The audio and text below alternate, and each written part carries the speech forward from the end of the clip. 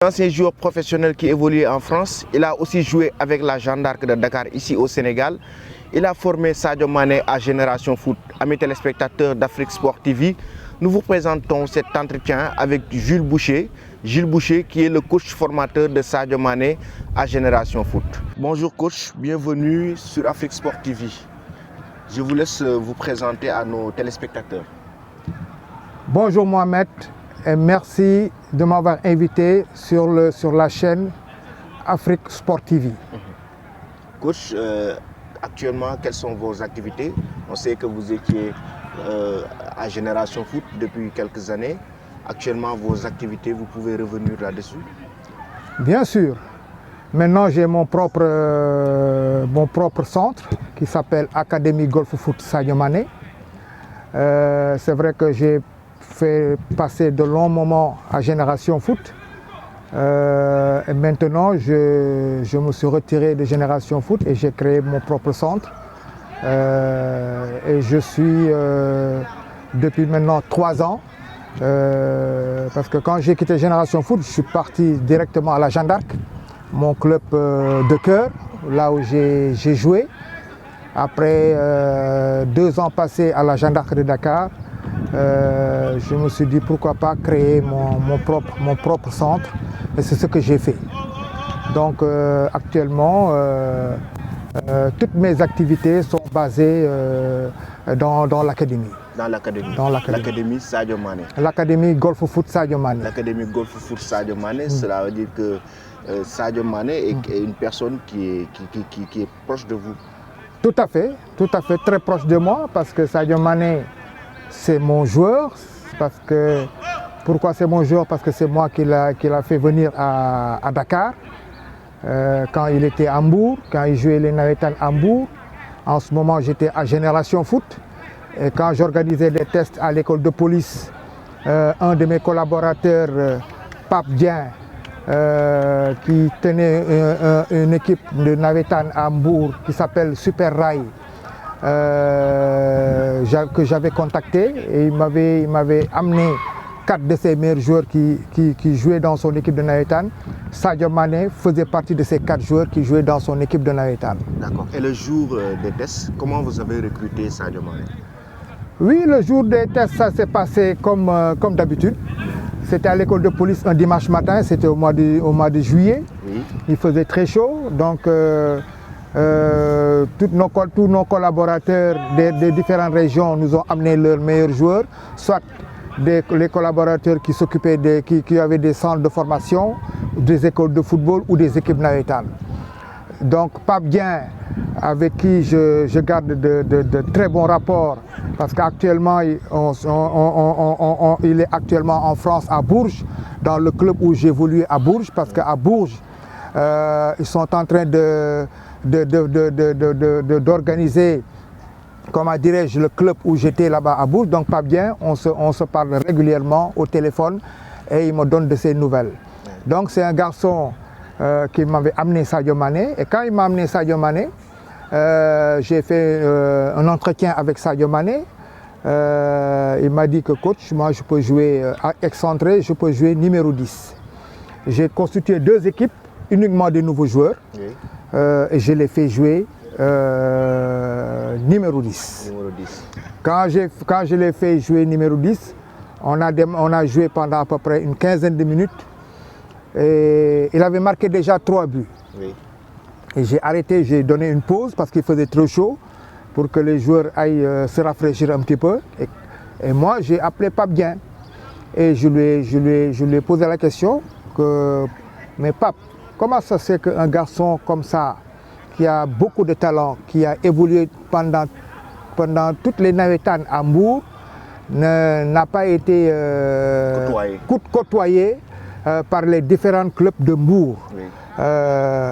Parce qu'à Hambourg, il y a beaucoup de clubs de football, surtout des clubs d'élite. Voilà, Tourekunda, il y avait Djambar, Stade de Hambourg, oui. Keur Madior, Demba Diop. Oui. Hein? Donc, il n'y a personne qui est venu le contacter. Il m'a dit non, il n'y a personne qui est venu le contacter. Je lui ai dit non. Je lui ai dit que Pape, moi, je vais te donner mon avis. C'est un garçon qui a beaucoup d'avenir. Oui. s'il est mis dans de très bonnes conditions footballistiques, il peut devenir un très grand footballeur professionnel. Et ça, je l'avais prédit et j'avais insisté là-dessus. Et j'ai dit à Fabien, ce garçon, je vais le recruter. Et je vais l'amener avec moi à l'internat. Actuellement, on est en vacances, mais l'ossature de l'équipe est en préparation hivernale à la plage de Djamalai. Donc, s'il a ou habité à Dakar en attendant que l'internat ouvre, moi je pourrais l'intégrer directement à l'académie. Et il m'a dit que oui, coach, moi j'ai une tante qui habite Sips. Je peux habiter en attendant à Sips, pas loin de Thiaroye, et en attendant que l'internat ouvre ses portes. Et c'est ce qu'on a fait. Je lui ai dit que bon, tous les matins, il faut qu'il aille à la plage de Djamalai, participer à la séance, à la préparation estivale, en attendant que le centre ouvre ses portes. D'accord. Voilà. Après son intégration à Génération Foot, racontez-nous un peu son vécu. Comment il vivait dans le centre, particulièrement avec vous, parce que vous êtes le coach qui l'a formé à Génération Foot, mais aussi qui l'a vu partir au FC Metz. Effectivement. C'est-à-dire qu'on était en ce moment, on était basé à Ndiakhirat.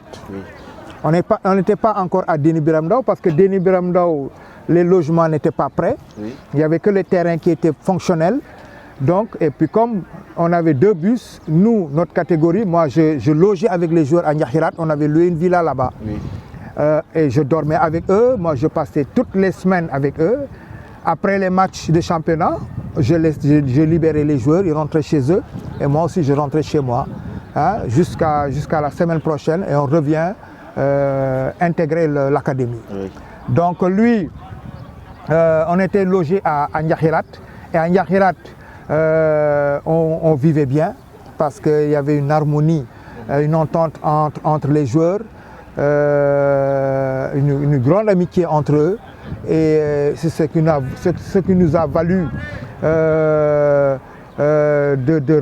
très bons résultats. Cette année-là, on est monté en Ligue 2, en Ligue 2 professionnelle, parce que Génération Foot, on avait refusé d'être intégré directement en Ligue 2 professionnelle parce que la fédération nous avait proposé les clubs qui ont les moyens, surtout les centres de formation, d'intégrer rapidement la Ligue professionnelle.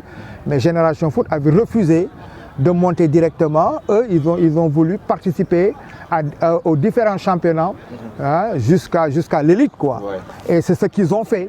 C'est ce qu'on a fait. On est monté en Ligue 2 professionnelle cette année-là. On avait une très belle équipe avec des joueurs de talent qui évoluent même à part Sadio Mané. C'est des joueurs qui évoluent en France, un peu partout en France, dans les différents championnats professionnels en France. Donc c'était une belle ossature, mais il y avait aussi des joueurs de talent. Un joueur comme Sadio Mané, c'est un joueur qui faisait la différence. Je me rappelle le match qu'on avait joué les playoffs qu'on avait joué à Diourbel, au stade Elimanel Fall. Il avait explosé l'équipe de Dakar Sacré-Cœur. En 30 minutes, on menait déjà 3-0 contre l'équipe de Dakar Sacré-Cœur. Grâce à Sadio Mané. D'accord. Et la personne, en fait, sa façon de vivre dans le centre. Un garçon jovial qui a un bon esprit de groupe, qui est très agréable à vivre, très discipliné, timide même par son comportement, qui ne faisait pas trop de bruit, mais sur le terrain qui avait énormément de talent. Et je crois que c'était ça le plus important. D'accord, Sadio Mané a rejoint le FC Metz, ensuite il est devenu joueur professionnel. Il est ensuite parti à Southampton, maintenant il évolue à Liverpool.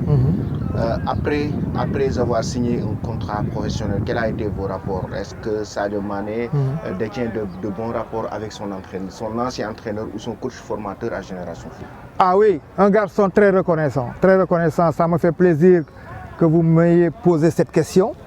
Parce que ce n'est pas fréquent chez les footballeurs, surtout les footballeurs qui réussissent, africains qui réussissent, ils ont tendance à oublier d'où ils viennent, et les gens qui les ont tétés, qui les ont formés, Donc lui, c'est l'exception à la règle, Sadio Mané. C'est un garçon qui est très reconnaissant, qui m'appelle. Moi aussi, je l'appelle régulièrement, j'ai ses coordonnées. On échange souvent. On a échangé tout dernièrement après le match contre Burnley.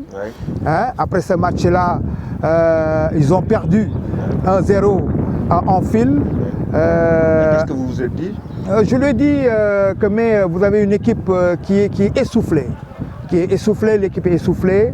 Il va falloir, parce que vous avez joué trop de matchs, hein, vous avez fait 2 saisons magnifiques. Le Boxing Day vient s'y rajouter. Et le Boxing Day, c'est la cerise qui va déborder comment dirais-je, le vase. Parce que le Boxing Day, c'est un championnat extrêmement difficile, des matchs à répétition. Avec la saison que vous avez faite il y a 2 ans, vous avez accumulé beaucoup d'efforts et beaucoup de fatigue. Absolument. Donc vous avez besoin du sang neuf. Il m'a dit effectivement coach, vous avez parfaitement raison. Mais bon, actuellement on essaie de faire notre maximum. Parce qu'on n'a pas le choix, on est des footballeurs professionnels. Quand on nous fait jouer, on est obligé d'assumer. Mais avec le temps, ça viendra. On arrivera à récupérer petit à petit. Hein? Par rapport à la reconnaissance dont vous parlez tout de suite, comment vous trouvez en fait vos liens? Sadio Mané, est-ce qu'il prend soin de son ancien entraîneur? Il prend soin de moi. Il prend soin de moi. Parce que bon, je peux dire que à chaque fois qu'il y a possibilité de faire un geste, il n'hésite pas. Il le fait sans pour autant que moi je lui demande quoi que ce soit, parce que moi je suis pas aussi ce genre de personne qui demande des trucs, même si je peux dire que c'est mon droit, parce que c'est moi, cette réussite est passée par moi. Hein, donc je peux quand même lui demander ce que j'ai envie de lui demander. Mais bon, mais je suis pas éduqué comme ça. À chaque fois qu'on se parle au téléphone, on parle de football. Je lui donne des conseils. Hein, et puis j'essaie de lui donner les meilleurs conseils possibles pour qu'il puisse aller de l'avant, progresser dans son métier. Donc on a ces relations, et chaque fois qu'il vient au Sénégal, s'il a le temps, il passe me voir, il connaît bien ma famille, donc ma femme, mes enfants. Donc moi je crois que c'est un garçon qui est reconnaissant. Absolument. Qui est reconnaissant. Et sa reconnaissance, une fois vous m'avez dit que la reconnaissance est la clé de la réussite. Exactement. Aujourd'hui sa reconnaissance lui fait valoir une large progression, mais aussi beaucoup de réussite dans sa carrière. Beaucoup de réussite, beaucoup de mérite. Beaucoup de mérite. Et ça date pas d'aujourd'hui, hein, depuis qu'il est devenu footballeur professionnel.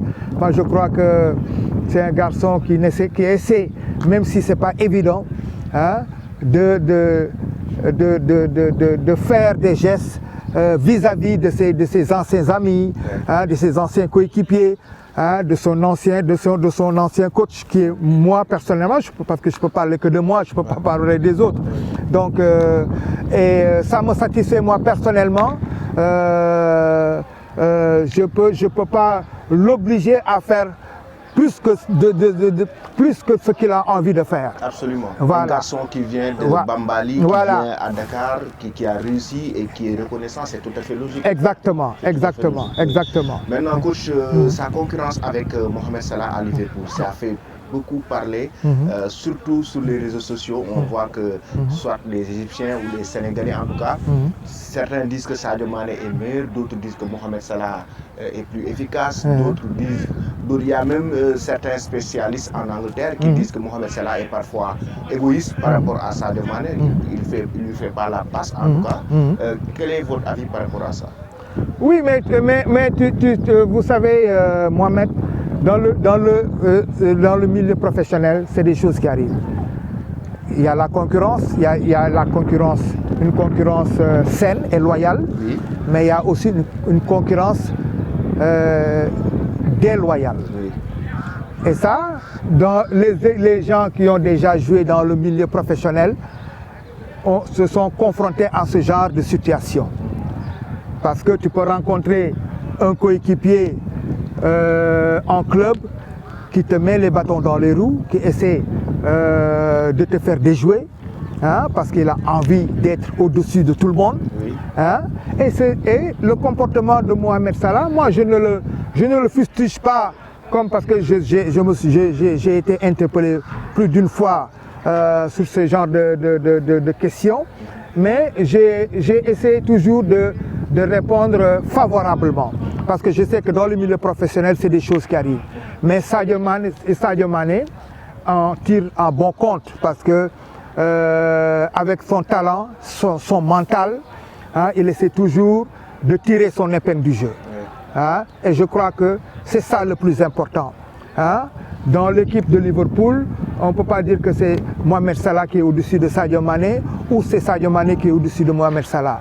Hein, c'est des deux joueurs, même si des fois il y a des fois une incompréhension de certaines personnes, hein, mais chaque joueur essaie de tirer son épingle du jeu, hein, et ça, le club l'a bien reconnu et a tout fait pour les garder tous les deux. Donc ils savent que Sadio Mané et Mohamed Salah sont deux joueurs qui peuvent les apporter encore beaucoup plus dans les années à venir.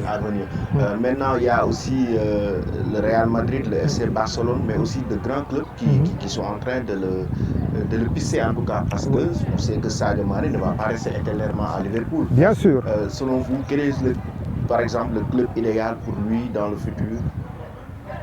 Le club idéal pour lui dans le futur, déjà, le club idéal, ça veut dire que c'est un joueur professionnel. Oui. Et un joueur quand on est joueur professionnel, un club idéal n'existe pas. Tout ce qui existait là où tu trouves ton compte, c'est-à-dire sur le plan financier, tu trouves un bon contrat. Après, le temps de jeu, c'est toi le joueur qui essaie d'avoir du temps de jeu par tes capacités footballistiques, hein, à l'entraînement, ce que tu donnes en match pour pouvoir être titulaire dans cette équipe. Mais je ne peux pas dire que tel joueur professionnel peut trouver son compte dans telle équipe sans pour autant y jouer. Donc il faut s'entraîner, il faut intégrer ce club, discuter, signer un contrat, et là, sur le plan financier, si tu trouves ton compte, et là après tu peux signer. Après le reste, c'est le joueur qui le prouve sur le terrain. Il y a certains qui le voient comme remplaçant de Messi au FC Barcelone, parce que Coman était son entraîneur à Southampton. Oui, ça c'est tout à fait possible. Ça c'est tout à fait possible, moi j'y ai pensé. Koeman avait déjà fait des approches avant quand il est venu à Barcelone, mais avec la pandémie, les négociations sont vouées à l'échec. Hein? Mais je sais que Koeman le veut, parce que quand il était à Southampton, je crois qu'il avait fait une magnifique saison. Et avec Southampton, et c'est là-bas que Liverpool est allé le chercher pour l'amener à Liverpool. Donc Koeman connaît les qualités de Sadio Mané, il sait que c'est un joueur qui peut lui apporter beaucoup au FC Barcelone, et je sais qu'il n'a pas lâché prise. Il n'a pas lâché prise, il pourra rééditer pour le faire venir au FC Barcelone. La toute dernière question, c'est relative par rapport au Ballon d'Or, par exemple, au Ballon d'Or FIFA, Ballon d'Or France Football, en tout cas, ces trophées qui font rêver les joueurs professionnels. Parfois, Sadio Mané, sa position fait créer de la polémique. Par exemple, le Ballon d'Or France Football, il occupait la 4e place, ça a créé beaucoup de polémiques. Beaucoup de polémiques, effectivement. Oui. Qu'est-ce que vous pensez de cela? Oui, je crois que tout ça, c'est un problème avec les footballeurs africains. Sadio Mané n'est pas le premier. Il y a des joueurs comme Samuel Eto'o qui ont eu ce même problème, et tant d'autres qui ont eu ce même problème, à part George Weah qui a gagné le ballon d'or européen. C'est le seul. Et je crois que il y a une injustice dans ce sens, mais je crois que Sadio Mané méritait largement ce ballon d'or. Il y a une injustice qui a été comment dire, le ballon d'or France Football. Et je crois que Sadio Mané, avec la saison qu'il a fait à Liverpool, méritait largement ce ballon d'or. Bon, il a été récompensé par le ballon d'or africain, mais c'est pas pareil. C'est-à-dire que le joueur professionnel, le football professionnel est tellement difficile au plus haut niveau que le joueur, il faut lui donner ce qu'il mérite. Ce qu'il mérite. Et Sadio Mané le méritait largement, amplement. Hein? C'est dommage qu'il l'a pas eu, mais bon, moi je crois que c'est un joueur avec un gros mental, hein, qui sait que tout ce qui peut lui arriver, de bien ou de mauvais, ça vient du bon Dieu. Voilà. Et ça, je sais que il le prend comme ça. En tout cas, c'est un plaisir de vous recevoir sur Afrique Sport TV et de faire avec vous cet entretien. Nous vous donnons rendez-vous une prochaine fois et je vous dis merci aussi. C'est moi qui vous remercie, Mohamed. C'est moi qui vous remercie de m'avoir accordé cet entretien parce que ça fait longtemps qu'on a travaillé ensemble. C'est pas la première fois et on l'a toujours très bien fait. Et vraiment, tout le plaisir est pour moi. Tout ce que je vous souhaite, c'est que cette nouvelle chaîne de télévision soit parmi les chaînes de télévision les plus regardées, les plus écoutées de ce pays. Et je vous souhaite bon vent et bonne chance. Merci beaucoup. C'est moi qui vous remercie. Merci de suivre cet entretien exclusif à mes téléspectateurs.